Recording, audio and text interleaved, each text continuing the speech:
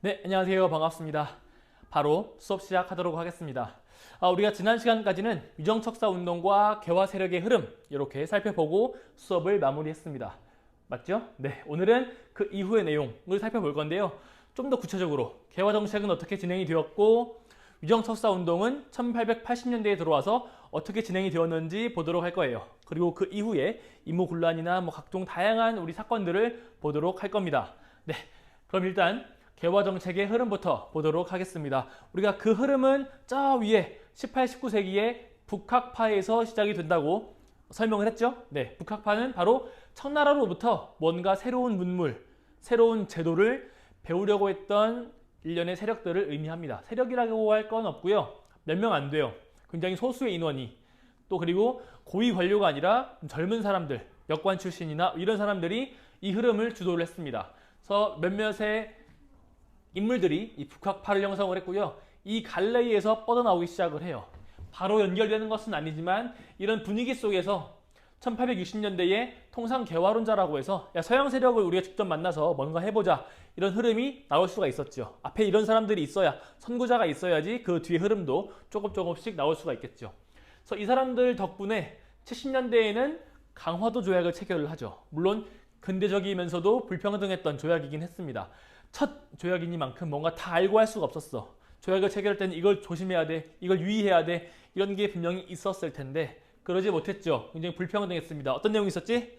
치해법권, 해안측량권, 이것 말고도 가장 맨 위에 1조에는 조선을 자주국으로 규정한다는 말이 있었는데 이것은 굉장히 침략적인 의도가 내포되어 있는 규정이었다. 이렇게 설명을 했습니다. 다시 한번 정리해 보았고요. 그 다음에 1880년대가 되면은 본격적으로 정부에서 개화 정책을 추진하게 돼요. 일본도 갔다 오고 청나라도 갔다 오고 이러면서 이렇게 해야겠구나라고 하는 것들을 인지하게 됩니다. 그러면서 이 개화 정책을 추진할 일련의 무리가 형성이 됩니다. 이때부터는 이제 개화파라고 부르고요. 개화파가 형성이 되면서 이 사람들에 의해서 개화 정책들이 추진이 돼요. 자, 그 총괄 기구가 바로 통리기무아문이라고 합니다. 통리기무아문. 그리고 그 밑에 12개의 세부 부서를 만들어요. 우리가 12사라고 합니다. 그래서 이 밑에 12개의 부서가 있었는데 우리가 기억을 좀 했으면 좋을 만한 부서들을 따왔어요. 네, 하나는 별기군, 그리고 방문국, 전환국, 우정국 이렇게 있습니다. 수업이 잠시 끊겼습니다. 여기 A4 용지가 있어가지고 선생님들께서 자주 왔다 갔다 하세요. 네, 어찌되었든 뭐 하고 있었지? 네, 근대식 기구들이 몇 개 만들어집니다. 기존에 있던 것들을 다 근대식으로 바꿔요. 첫 번째는 바로 별기군. 군대를 혁신시킵니다. 그리고 방문국은 신문을 만들어요. 우리가 최초의 근대적 신문이라고 하면은 한성, 순보라고 있어요. 순보, 우리 일보 이런 것들은 들어본 것 같은데 순보는 뭘까요? 순보는 10일마다 발간이 되는 신문이었어요. 네, 그렇게 알고 있으면 되고요. 그 다음에 전환국은 우리 화폐를 찍어내는 곳이었고요. 우리 화폐 기억나는 거, 상평통보 이런 거 있었죠. 네, 당백전 이런 것들. 상평통보를 찍어내는 곳이었고, 그 다음에 우정국은 최초의 근대적 우체국이라고 얘기를 합니다.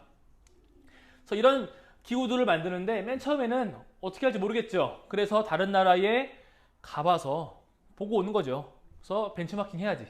그래서 일본, 청, 미국 이런 나라에 각각 사신을 파견을 합니다. 공부해 올 사람들을 파견을 해요. 자, 일본은 수신사라고 해서 가서 새로운 것들을 받아와라 라고 하는 조직을 만들고요. 별도로 조사 시찰단 가서 조사하고 시찰해와라 이런 단체도 만듭니다. 그리고요, 청나라에는 영선사라는 조직을 보내는데요.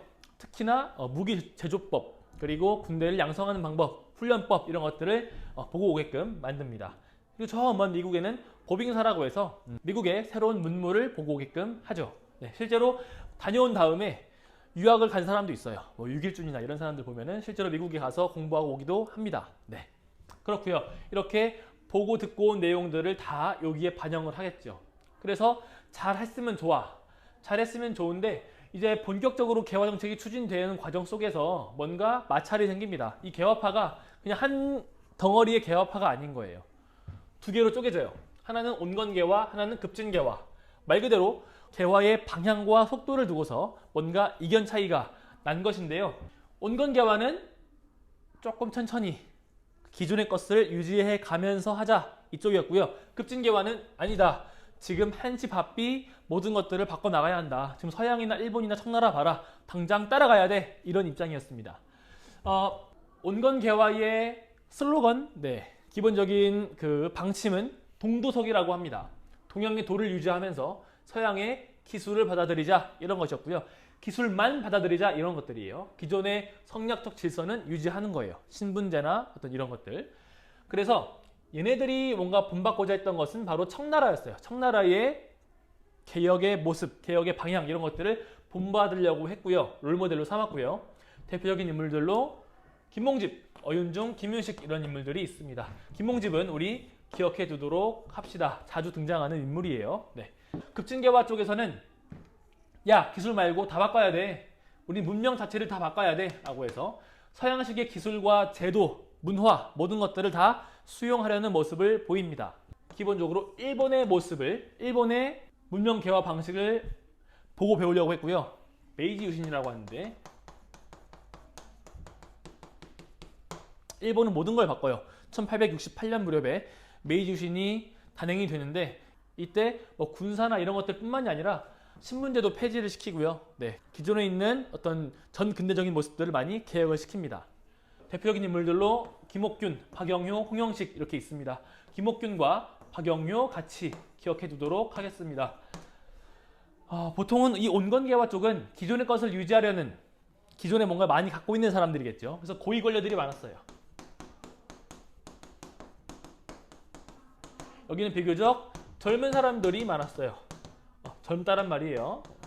물론 이 급진개화 세력들도 양반 출신이었기 때문에 이 모든 것들을 다 바꾸려고 하지 않았어요. 성리학적 질서에서 추구하는 신분제 이런 것들을 어느 정도 유지해 가면서 새로운 제도를 받아들이려고 했거든요.